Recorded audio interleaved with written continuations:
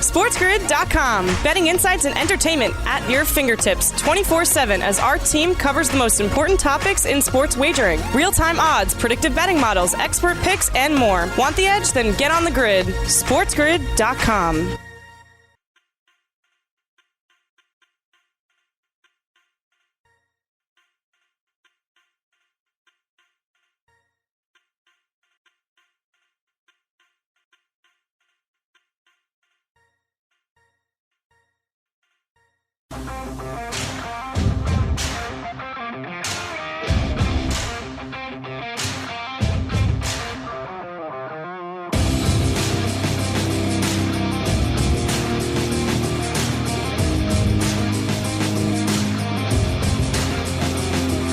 Hour 2 of Fantasy Sports Today here on Sports Grid. Thanks for being with us here on your lunch hour today. If you are chowing down, thanks for watching us or listening to us on Sports Grid Radio. Craig Mish, Davis Maddock here as we continue on here on this Wednesday. We've got a European Soccer Championship preview coming up next here, courtesy of the FanDuel Sportsbook, but really courtesy of Davis Maddock, because this is one of those that I'm in trouble to be able to talk about, but I'll fight my way through it. Here are headlines here on the show. As we begin hour 2, it is Denver and Phoenix tonight over on FanDuel. If you're interested in betting on that game, make sure you get over there quickly and get your line and get your bet all locked in. Game 6 between the Islanders and Bruins tonight. Should be a great atmosphere for this one in the NHL. 3 afternoon baseball games, a full night slate in baseball as well. Also, Jordan Love struggling during the 2-minute drill at OTAs. Jordan Love and struggling has kind of been a hot topic among Green Bay Packers fans. Aaron Rodgers, of course, not in camp right now with the Packers, although it is mandatory. He's losing a few bucks every day. We still don't know the outcome, but a month from now we'll know, and we'll know what the deal is with Aaron Rodgers for sure. But the other news, Davis, that Chris mentioned also at the top of the hour, the Indiana Pacers fire their head coach. So if you wouldn't mind a little bit of a deeper dive into why this happened. And I mean, Jason Kidd's name just keeps coming up for all these jobs and he doesn't end up coaching. So I don't know. Is there another option there in Indiana? They've been sort of a meh team, it feels like, the last few years. Yeah, though they have been kind of a meh team the last couple of years, but they view themselves as better than that. They view their on-roster talent as better than that, right? Domantas Sabonis, all-star. They trade Victor Oladipo. I mean, they were, with Nate McMillan coaching them last year, they were 45-28, and they lost in the first round of the playoffs. They lost in the first round of the playoffs the year before. They lost in the first round of the playoffs the year before. And then the year before that, believe it or not, they lost in the first round of the playoffs. They fire Frank Vogel, who also lost in the first round of the Eastern Conference playoffs. So I think you're sensing a little bit of a trend on what's going on with the Indiana Pacers. They feel like their roster is better than the results they're getting. And you know what? I kind of agree. I mean, I feel like Malcolm Brogdon, Domantas Sabonis, Karis LeVert, Miles Turner, that's a very solid core. I mean, that to me, I think they probably have a better roster than the Atlanta Hawks, for example. Like I think 1 through 8, their roster is probably a little bit better. I think maybe, the 5th or 6th best roster in the Eastern Conference or something like that, but they can't seem to win a playoff series for whatever reason. And maybe it's the curse of that boy band photo that the George Hill, Roy Hibbert Pacers teams took back. And I know you remember that because it was they ended up losing to the Heat eventually. But yeah, I mean, should they have fired this guy? I mean, I don't know. He had 1 year in charge. He got dealt a weird situation where they did a trade where Victor Oladipo left and they brought Karis LeVert in, but Karis LeVert was barely able to play for them until the end of the season because he was almost dying. He could have died had he not been traded. And then at the end of the season, Miles Turner got hurt, so they were playing just random guys at center, Goga Batadze and O'Shea Brissett. So I don't know. I mean, like, I don't have a strong opinion on it, but I feel like they definitely want to hire a marquee name. It feels like that's what they're angling for. It feels like, I don't know if it's Jason Kidd. It seems like he's maybe a little bit blackballed from the NBA at this point because so many things have ended poorly for him. But yeah, it feels like they want a big name at head coach. Why is Kidd not getting jobs, in your opinion? I don't understand it. And again, you follow it a lot closer than me. I know that his teams have not fared well at the end, but he was he not the assistant coach with the Lakers when they won the championship last year? Yeah, I mean he is still an assistant coach for the Lakers right now. So I think there are a couple things that are going on with him. His Bucks tenure was very weird. They ended up firing him, and it was not a particularly happy marriage between him and the Bucks. But then also, we do live in a new culture and how we are evaluating people's past decisions and everything. Jason Kidd does have a domestic violence a conviction. Like this was not something that was settled at a court. He was guilty, yada yada, so on and so forth. And I do think that in today's NBA environment, I think that is honestly weighing on decision makers. And I heard that mentioned last week when Damian Lillard, it was rumored that Damian Lillard wanted Jason Kidd to be the head coach of the Portland Trailblazers, and I heard that brought up that especially in Portland, stuff like that is just not going to fly. You can't hire someone with that kind of something on their past. If in Portland, basically the one of the most left leaning cities in the entire country. So I do think that is kind of why Jason Kidd is not a head coach anywhere. Yeah, well, I mean, look, that does certainly add up. So maybe Kidd will have to wait a little while longer, maybe never get another shot. We'll see. All right, coming up next, it's time for us to dive into FanDuel on the 2020 European Soccer Championship. This was supposed to happen last summer, and it did not. So they have kept the name, and we're going to run through some potential bets here. Now, to be completely honest with you, this is a little bit out of my comfort zone, so we're going to lean very heavily on Davis for this, and that's what we'll talk about when we come back after this quick break. In addition, we also have a preview of the Las Vegas Raiders fantasy football season for those of you who are doing early drafts in June. So we'll give you a little bit of a heads up on which players are giving you some value now as opposed to some in August. We've got Fantasy or Reality. We'll hear from Garrett Cole. We've got the Sports Grid 60, so stay on the grid. We're back in just 2 minutes.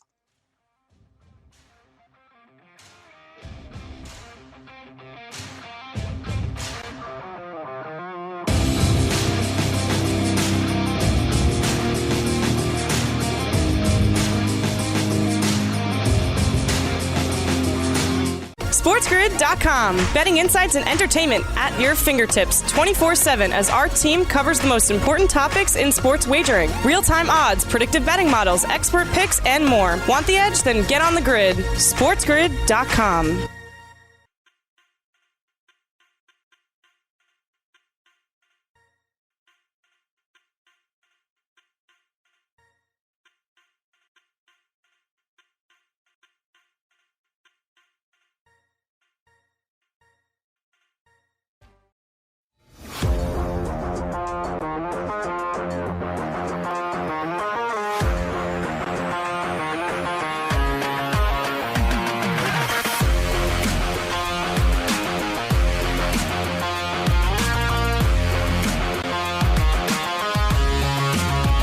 Welcome back. It is Sports Grid's Fantasy Sports Today. Craig Mish, Davis Maddock, 2 hours every day, noon to 2 Eastern here live, also on demand over on our YouTube channel. And it's time now for us to get into a little soccer conversation or football.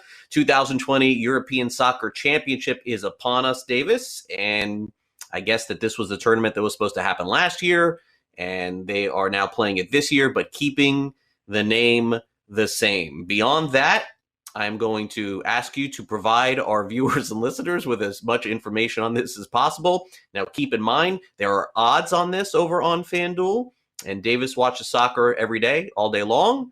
So hopefully we can give you a little bit of an edge on a bet here. And the one thing that I can tell you without knowing anything else is that there has to be money to be made, because I do not see any chalk. I don't see a 2-1, a 3-1, or even 4-1. I see a lot of 5-1, 6-1. It means that somewhat of this tournament can be wide open. That's the only thing that I can read into here from looking at these odds. Yeah, you are absolutely correct. So, I don't want to make Craig go too far out of his comfort zone, but I did think it was important for us to cover a little bit of this tournament here on the show, because, make no mistake about it, this will be the most watched and most talked about sporting event in the world this summer. That is true in the States. There are going to be millions and millions of people watching this here in the States. It's perfect actually in our new world, right? Many people are working from home for the first time. You can flip the soccer match on in the background. You can get your work done. It's a lot of people have found that, I think, to be very easy and conducive in the new world we're living in. But you are correct. There is no chalk in this tournament, and that's for a couple reasons. One, soccer, it's the way this tournament is played is it's played in group stages and then single elimination games. So if one of the favorites, France or England, they're going to advance from the group stages. But they look, if you give away an early penalty and you can't quite break through, boom, the favorite is out of the tournament. That's all it takes. It's like the NFL playoffs, right? You never see a team, at the start of the playoffs, about the lowest you'll ever get is maybe plus 300 or something like that. But soccer is even more of a noisy game than football because the scoring happens even less frequently, right? Like 3 goals in a game would be a lot of goals sometimes. And I know for our American audience, maybe that's a little bit boring. And I'm not here to proselytize soccer. I'm not telling you guys you have to watch this, but I do completely agree with Craig. There is money to be made, and you don't have to watch it if you have a bet on it, though, of course, everything is more intriguing once you bet on it. So here on our graphic, you see the eight or so. There are really 7 big teams in this tournament: France, England, Belgium, Italy, Spain, Germany, and Portugal. And then everyone else other than those teams would be considered nations that have, I think many of these nations have never won a European championship, have never won a World Cup. And then on this list, you have teams that have both won World Cups, multiple European championships. And they truly are the best teams in the world. So to start off, France is the best team in the world. They won the most recent World Cup. They didn't really break a sweat the entire time. France is honestly about as good at soccer as, maybe it's like how good the United States is in baseball. There are other countries that play baseball very well, but the United States is clearly the best. I would sort of consider it to that level of dominance, or maybe how the U.S. women are in soccer, where they're clearly the best, but there are other teams that can give them a game every once in a while. But a big reason, Craig, why this betting market is so flat is where does the most soccer betting in the world take place? The European Kingdom, right? The United Kingdom, Great Britain. And England has a good team, but they don't have a great team. And so if you have a team that is being really overrated by the market as the second favorite, that's going to give you good odds on Belgium, on Italy, on Spain, on Germany, on Portugal. And so I think on my personal card, the one of these favorites that I have bet was I bet France at actually a slightly better number. FanDuel has moved it. I bet France at plus 500. But I think a case can be made. You could bet 2 of France, Belgium, Italy, Spain. Actually, I wouldn't bet Spain or Portugal. And I think those would be plus EV wagers. Okay, so there you go. What team is Mbappe on, by the way? Just curious. Yeah, Mbappe is French, so he is the star of the French national team. I heard but of him. What's so he's great, and Ronaldo will be here, right? Ronaldo will be here playing for Portugal. No Messi. Yeah. Messi plays for Argentina, so he won't be here. Actually, and I'm not even going to make you talk about this, but they do a South American championship as well in the summers, every 2 years. So there is they call it what do they call it? The Copa de America, and they're playing that in South America starting here in a couple weeks. Well, maybe they are. COVID is wreaking havoc on their plans for that tournament. They've had to move the location of the tournament a couple times. But and I think the amazing thing about France is every team has 26 players they can bring to this tournament. I think France's second team, right? So their second 26 guys, I think if the French second team was in this, I think they'd be like plus 900 or plus 800 to win. That's how good they are. I mean, they have a depth of talent like you would absolutely not believe. Yeah, Mbappe I've heard of because I know that in the sports card market, he's got some that everyone are chasing. So that's kind of why I've become aware of that. All right, 2 dark horses for this, Davis. I see a couple here in our graphic. Let's get to those here and see if we can get a little bit of an edge, a 30-1 and a 25-1. Yeah. So look, everyone likes to bet the favorites, but everyone also loves a long shot. And there's nothing better than oh, should I hedge out of this? Oh, my dark horse team made the semifinal. My dark horse team made the final. What do I do? Do I sell this ticket? Do I hedge out? And I think these two teams, Croatia and Denmark, are two teams that can very conceivably make a run in this tournament. So the way international soccer works, Craig, is imagine you go to do an athletic competition that relies very heavily on teamwork, very heavily on knowing your teammates. Okay, what is he going to do here? What does our coach want us to do? But you only get to practice about 8 times a year. These guys are with their club teams that pay them millions and millions of dollars, 80, 90% out of the year. And they really just kind of get some glorified scrimmages. So what you want for a dark horse team is guys that play together. And both of these teams have this, where these guys, the players on these guys' teams play together during the season. That is definitely an edge. And you also really would like to bet on teams that have incredibly strong midfields, because if you can just control possession and control the ball, you're going to dictate what happens, right? It's like having an incredibly strong starting pitcher in baseball. You dictate so much of what happens in the game, and I think both of these teams offer that. So I've placed little bets on both of these teams. All right, let's quickly go to the top goal scorer on FanDuel for this tournament. Harry Kane is 6-1. Lukaku is 6-1. Mbappe is 8.5-1. Cristiano Ronaldo is 14-1. And then I'm going to let you read off the rest of the names so I don't butcher them. So there is a really interesting thing happening in these goal scoring markets. One, because I don't think England is going to make the final. I don't know if Harry Kane's going to get the maximum number of games to get there. So actually not a big fan of him. My favorite bet here is probably Karim Benzema at 1,800 and at 18-1. He plays for the French national team. My guess is that he is going to take their penalty kicks. So, someone gets fouled in the box, you get the penalty kick. That's how you win. That's how you win top goal scorer in one of these competitions. You get 2 or 3 free and easy goals, and Mbappe is not going to take those for France. So we like Karim Benzema. So there you go. Nice, easy, quick, and painless for you, Craig.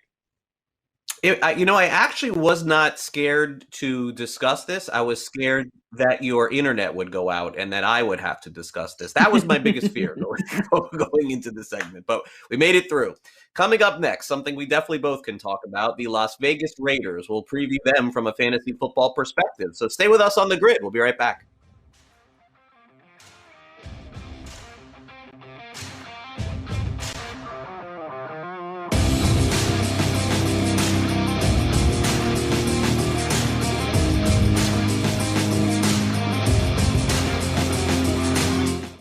SportsGrid.com. Betting insights and entertainment at your fingertips 24/7 as our team covers the most important topics in sports wagering. Real-time odds, predictive betting models, expert picks, and more. Want the edge? Then get on the grid. SportsGrid.com.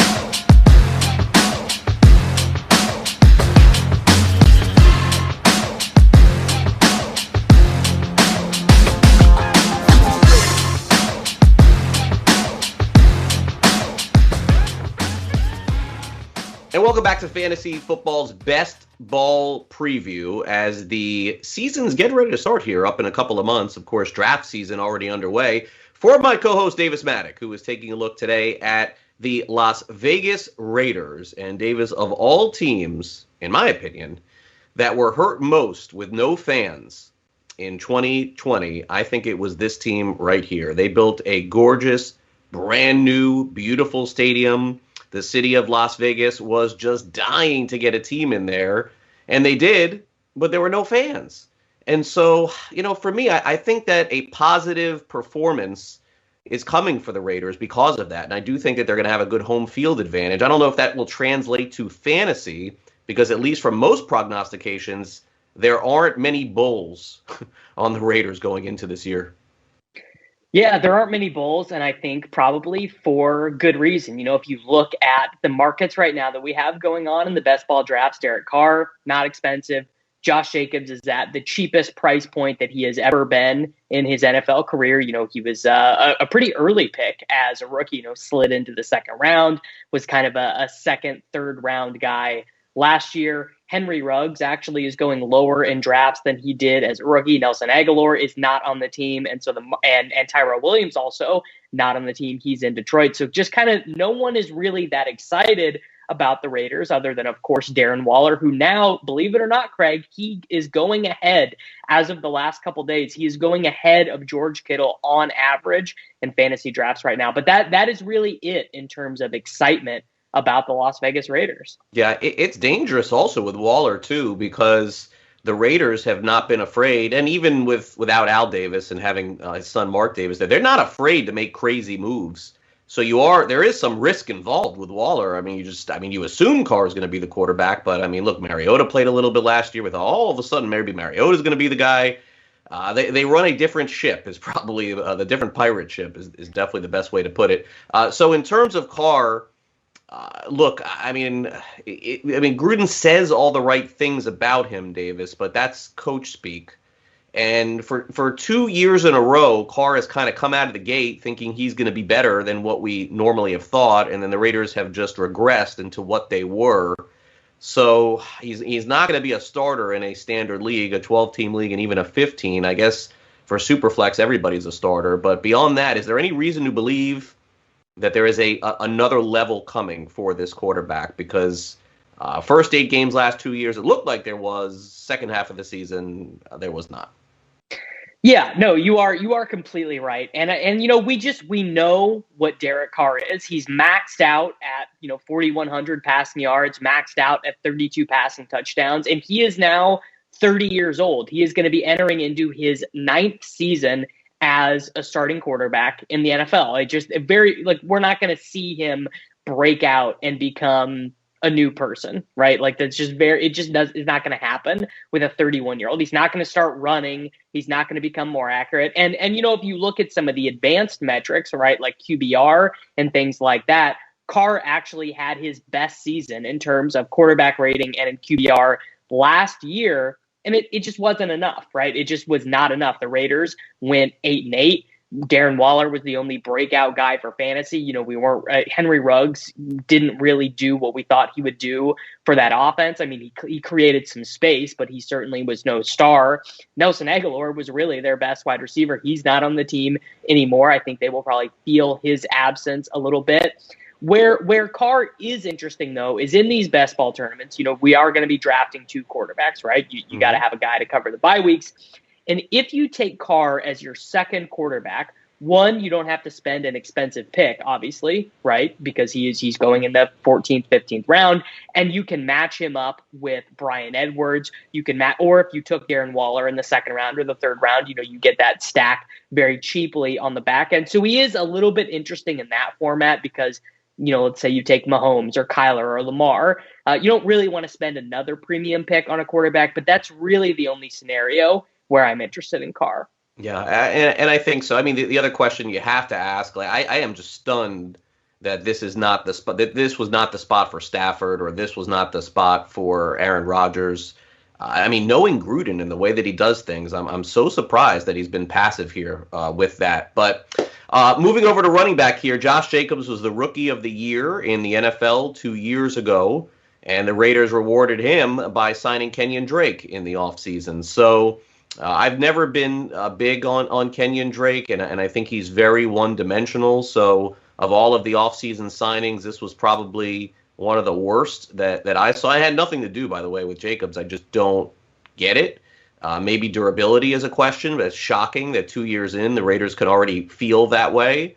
But for fantasy, Davis, it does create an awful dynamic with trying to figure out what's going to happen here, because it's very clear when you give money to a running back, the guy who you are not paying, Josh Jacobs, has to be on notice at this point. Yeah, which is strange because Jacobs was, a pretty solid performer last year. He played in 15 games, 1,300 yards, scored 12 touchdowns. He by all ways we can evaluate a running back, he was better in 2020 than he was in 2019 as a rookie. And I actually really liked Josh Jacobs when he was a rookie because I was, just projecting him to catch a ton of passes. If you look at what Jacobs did at Alabama, and funnily enough, Kenyon Drake also played this same role. He was better as a pass catcher at Alabama than as, a pure rusher. His final season, he was more elusive and more valuable to Alabama as a receiver, especially in that, that crazy national championship game. Josh Jacobs was so good as a receiver in his final game in college, and I expected him to be used in that role, and he really wasn't. Josh Jacobs, in 2 years of his career, he has 53 receptions and 400 receiving yards. That's not really going to get it done. He did run very hot with the touchdowns last year, which definitely saved some of his fantasy value. What I'm worried about with Jacobs is that they are really pigeonholing him into that early down role, and that Kenyon Drake will be the pass catching running back with Jalen Richard playing some third downs as well. However, you're getting a good discount on Jacobs now. He goes middle of the 4th round. Sometimes he even falls to the 5th round. And generally speaking, we don't like to take running backs in that range. However, I do still think there is a good amount of upside with Jacobs. Yeah, and Drake being there definitely is someone that needs to be addressed. We really haven't addressed him, so let's do that real quick. 30 seconds on Drake, and then let's move on. Yeah, I mean, Drake, he is a fine guy to take in the 10th, 11th round, but I don't think you're ever going to feel comfortable starting him with Jacobs healthy. Okay. At wide receiver, and this is great for people that, are sort of novices because we could dive in a little bit more. I would not expect anyone to know who the number 2 wide receiver is on the Raiders right now. Like that's kind of the conversation that we have to have. You'll know in August, but right now, I think most people, if they didn't pay close attention to the draft or the offseason, they would say, like, who is there? Amari Cooper? No, he's gone. Ruggs, I'm willing to give a little bit of a pass to, honestly, Davis. He was hurt a lot of last year. I thought that the ankle injury that he had early on derailed his season. I don't think he was ever right. So he's someone I'm going to buy low on a little bit and take a shot on there. But not if they don't have a viable wide receiver, too, because they're going to figure out Ruggs real quick. And then I know Waller is there. We'll get to him. But, what does the receiving core look like?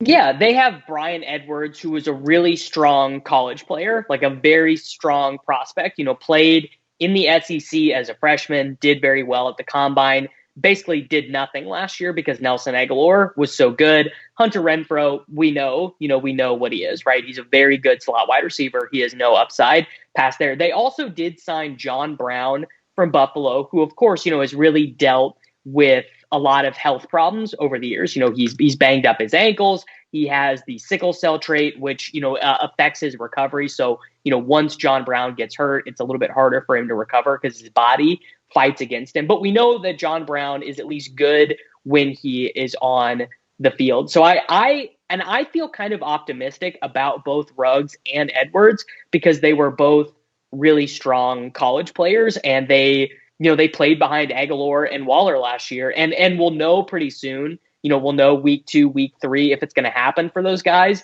But where Ruggs goes in drafts right now, he's about the cheapest wide receiver 1 that you can get in fantasy. He could potentially end up with 130 targets, and he goes in the 11th round right now. Okay, well, let's go to tight end because this is a lot more exciting. Darren Waller has become, if not the best tight end in football, very close to it. And I guess the question is, for people who are getting ready for this, Davis, where is he being drafted? Is it too high? Is it too low? Is it about right? I think it is about right. He's being drafted at the tail end of the second round, about the 23rd, 24th pick on average.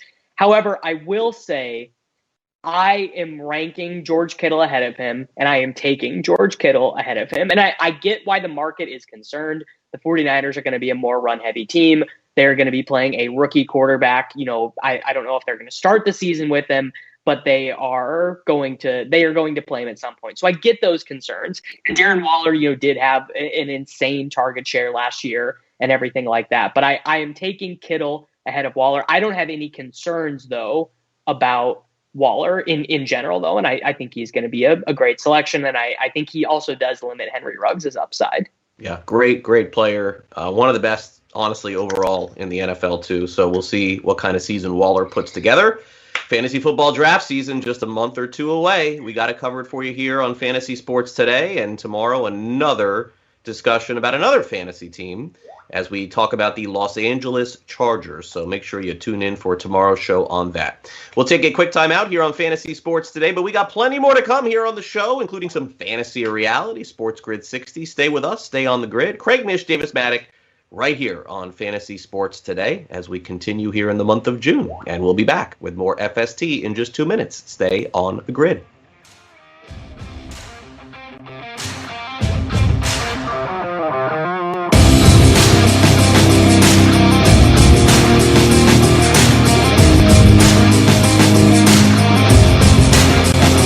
Out. SportsGrid.com. Betting insights and entertainment at your fingertips 24/7 as our team covers the most important topics in sports wagering. Real-time odds, predictive betting models, expert picks, and more. Want the edge? Then get on the grid. SportsGrid.com.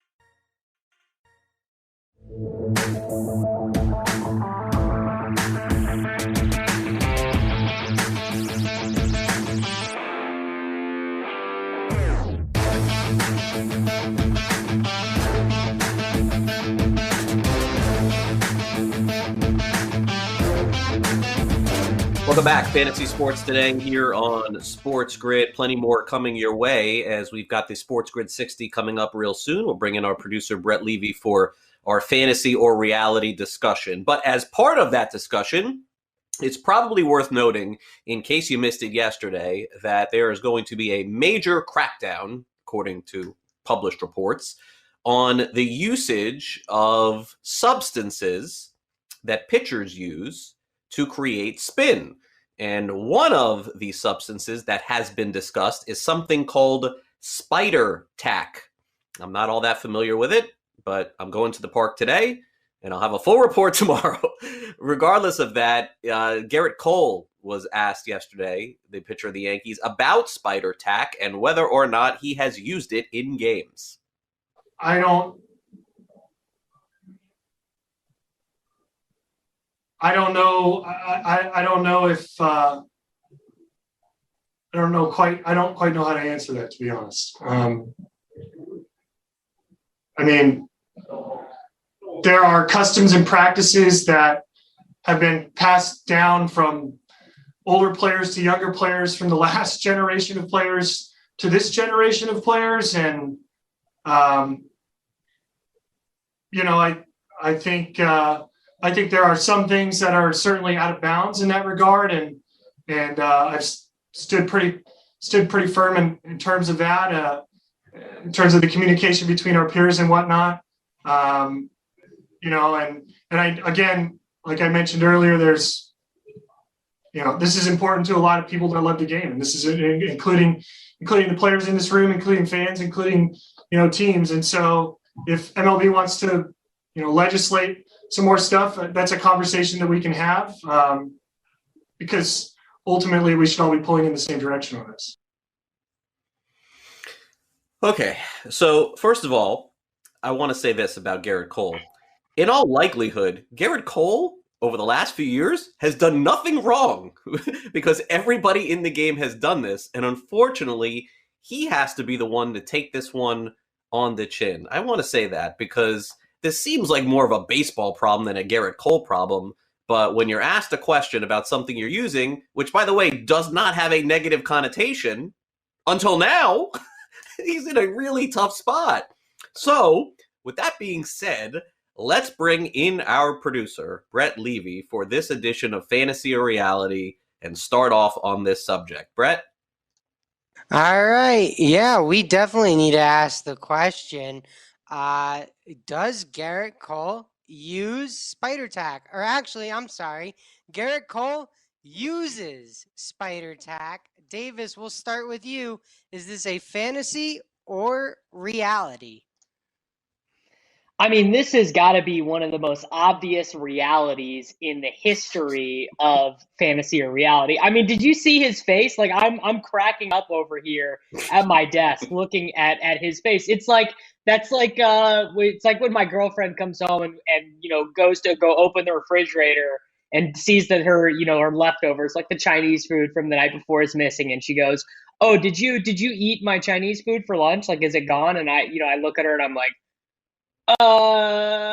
like that literally is exactly what it was. Like that was the exact. Of course he's using it. I mean, if he's not, and also, by the way, Garrett Cole, get better at lying. Like, what are you? If you are you not get you weren't prepared to be asked this question as this becomes a story across Major League Baseball. Like, just lie. We will forgive you for lying. People forgive athletes for anything. They Mark McGwire's been completely forgiven. Sammy Sosa completely. We just forgive athletes for doing these things. Well, of course, just say no, I didn't use it, and then when it comes out 6 months later that you did, just say, oh, I'm sorry, I was just doing what everyone else was doing. Clear reality. Yeah, of course this is a reality, and again, for using the clip of Garrett Cole, I'm sort of sorry here a little bit because it did come off horribly, but in essence, he doesn't know right now if it's the right or wrong thing to do. He's not sure because he's been able to use it for a long time. Now all of a sudden they're saying they're not. I mean, how did baseball not put this in before the beginning of the season? How did it get to this? Oh, just because now everybody's spin rates are going bananas? They waited 3 months into the season to figure this out? The biggest disconnect is between Major League Baseball and the Players Association. Once again, they can't get together and get things fixed because they're afraid of each other, of getting each other mad and ruining the relationship. And here we are having to do a fantasy or reality on the easiest question we've ever had. Yes, it is a reality. He's used it, no doubt. Brett. All right, we'll ask a little bit of a tougher one. Chris Davis, former AL home run champ, designated for assignment yesterday by the Texas Rangers.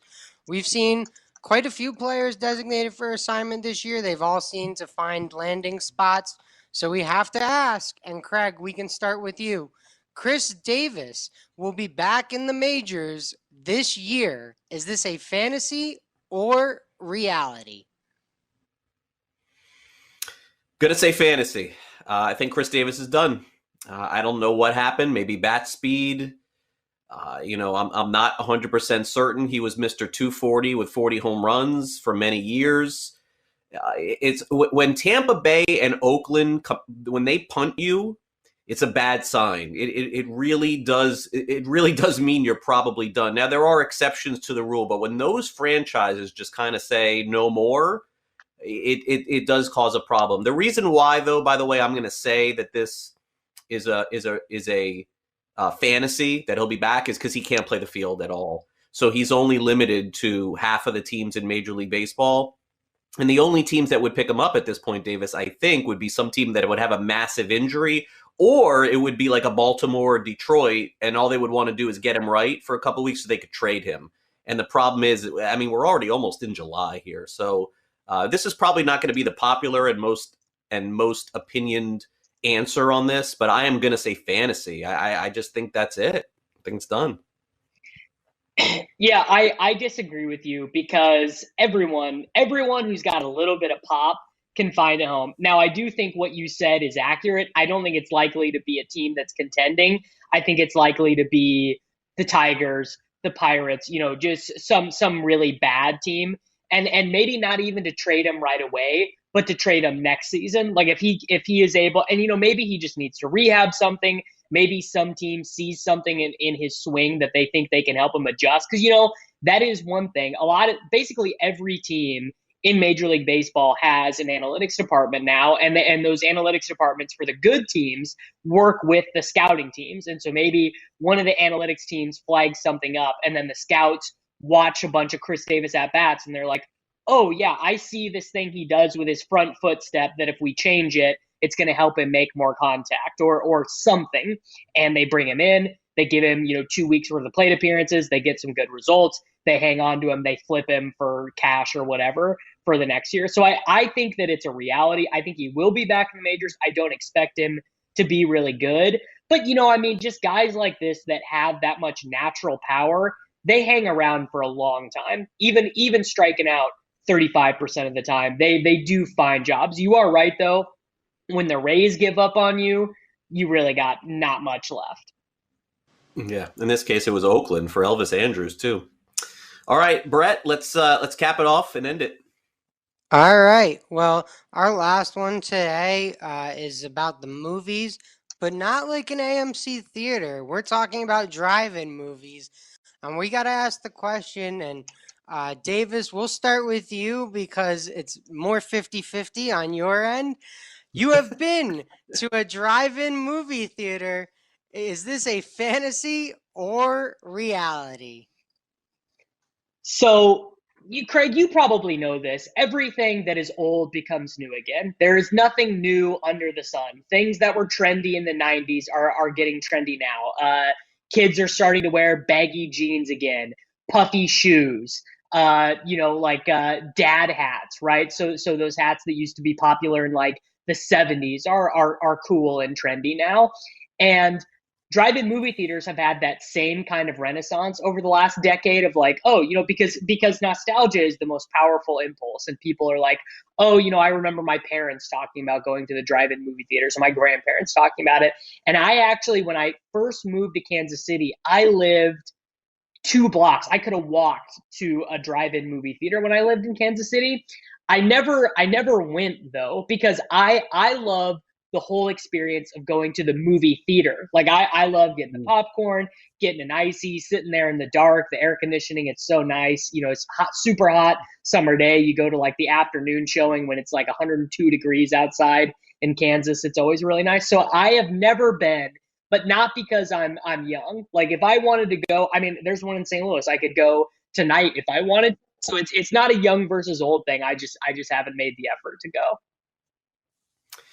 Yeah, I have been to a drive-in, but what's interesting is that what you're describing, I have not been to. I have not been to a drive-in movie probably in about 30 years, or 30 is a bit strong. So let's say 20 years, and you're right, they are popping up everywhere. I read an article that some people think that it's one of the best investments that you can make in 2021 because people are still going to be hesitant to attend movies in the movies, but seemingly would be very willing to just pull up in their car with the right service and have, as you said, the popcorn and the soda and everything else without having to get out of your car. So this is a reality. I have been to a drive-in movie. There is a place in Fort Lauderdale, which is about 20 minutes west from me, a little bit on the west side, which was called, and it still is called, the Swap Shop, which is essentially the biggest flea market that we have here, Davis, in all of South Florida. And they also happen to have a drive-in movie. I have not been there. I'm going to say probably in 20 years, but there seems to be some sort of groundswell for this, Davis. Like, you're right. Like, it is coming back. Yeah, it is. It is coming back. I mean, it's cool, right? Like, except I guess the thing is, I don't drive a nice car. Like my car, the car I drive is the car I bought when I was a junior in college. I paid $4,500 for it in cash, right? Never made a payment on it. My insurance is super cheap. Upkeep on it is super cheap. I think I pay $80 a year here in Missouri to register it. Never had it.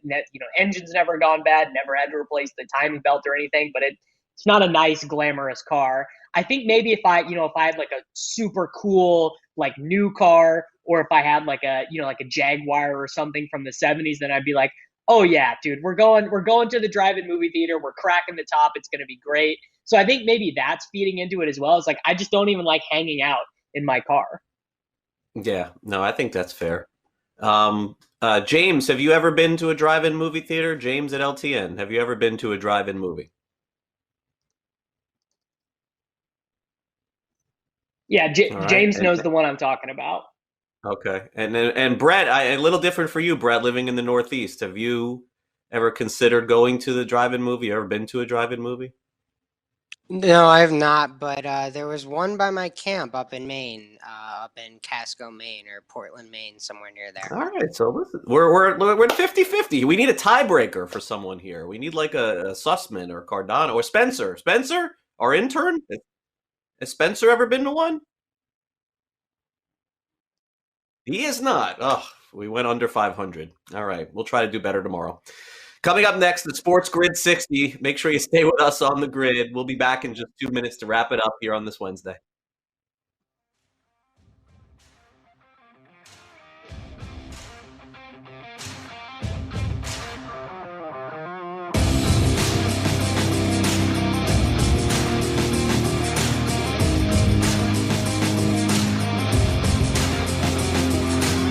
SportsGrid.com. Betting insights and entertainment at your fingertips 24/7 as our team covers the most important topics in sports wagering. Real-time odds, predictive betting models, expert picks, and more. Want the edge? Then get on the grid. SportsGrid.com.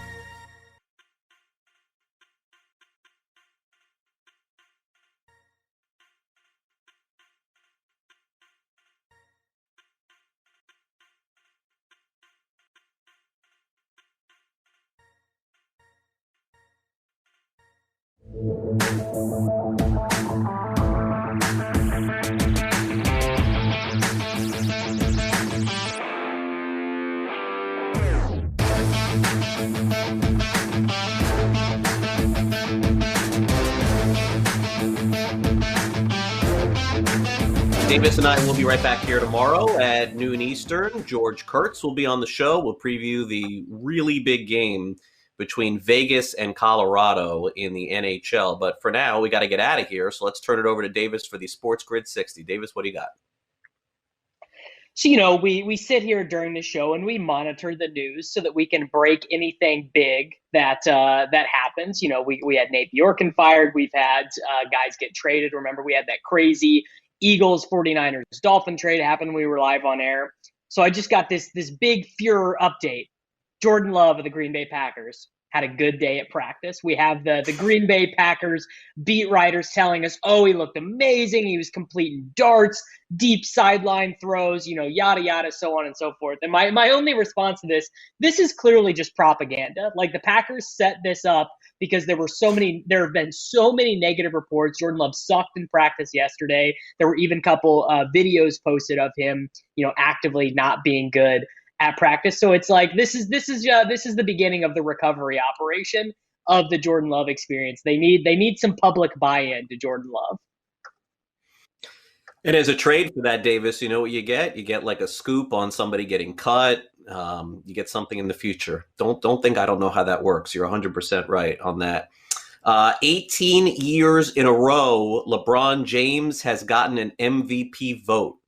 18 straight years, longest in the history of professional sports. He got one again this year. He was not deserving. He was not deserving of a vote. Who cares? 18 years in a row tells you you're doing something right. How does anybody have a problem with LeBron James? It is just mind-blowing at this point. I mean, you talk about records that will never be broken.